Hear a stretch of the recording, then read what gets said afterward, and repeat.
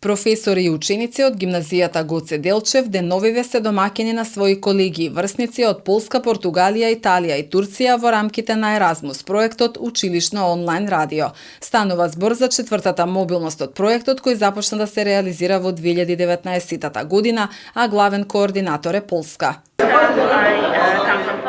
Еразмус плюс проект започна во октомври 2019 година и беше предвидено да трае 2 години, меѓутоа поради пандемијата дојде до одложување, па така предвидено е да заврши оваа година во август. Ова е поред четврта мобилност, досега имаше средби во Полска, во Турција и во Португалија.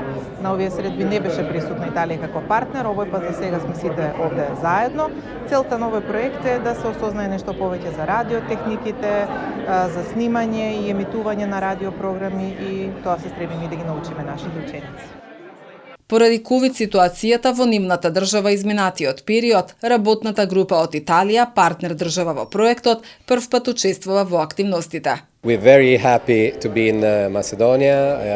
Првпат се наоѓаме во Македонија, сите од нас. Во тимот сме 2 професори и 5 ученика и едва чекаме да ја откриеме вашата убава земја и да доживееме, љубобитни сме да доживееме што повеќе интересни доживувања. We're really glad to be here in your country. Овде во Македонија заедно со нашите ученици дојдовме за да ја представиме радиодрамата која ја подготвивме и воедно подготвивме и презентации на темата на оваа мобилност, а тоа се младински проблеми.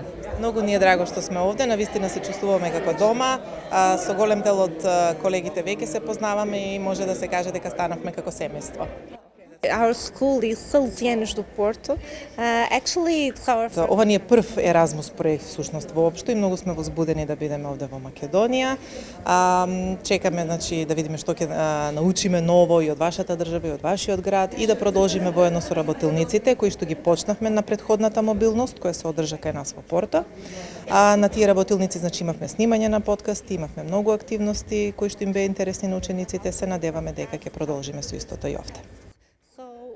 Учениците и наставниците од партнер земјите во проектот денеска во Занаетчискиот дом имаа можност да се запознаат со своите домакини, да добијат повеќе информации за гимназиското образование, но и за нашиот град. Покрај денешната церемонија која што имаме за запознавање за нашето училиште, за градот, ќе се запознаеме со убавините на градот Охрид. Утре го посетуваме овој бисер во нашата земја.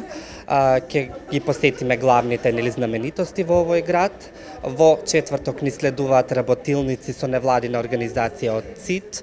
Исто така ќе имаме презентации за проблеми со млади, ќе одиме во Радио Бум каде што ќе снимаме подкасти за проблеми на младите, каде што учениците ќе се запознаат со работата на радиото. Потоа ќе имаме ручеци, предвидени шетања во градот Куманово уште еднаш. Во петок го посетуваме главниот град на нашата земја, Скопје, и сите оние знаменитости во центарот на градот и ќе имаат можност за прошетка во мол. Додека во сабота ни следува традиционална вечера и ручек со овие ученици, домаќините ќе имаат можност да подготват различни традиционални јадења, а нашите гости да ги пробаат и вкусат. Петтата мобилност на тема национални гордости ќе биде во Италија, а последната активност здрав начин на исхрана во Полска во јуни месец. Предвидено е проектот да заврши во август годинава.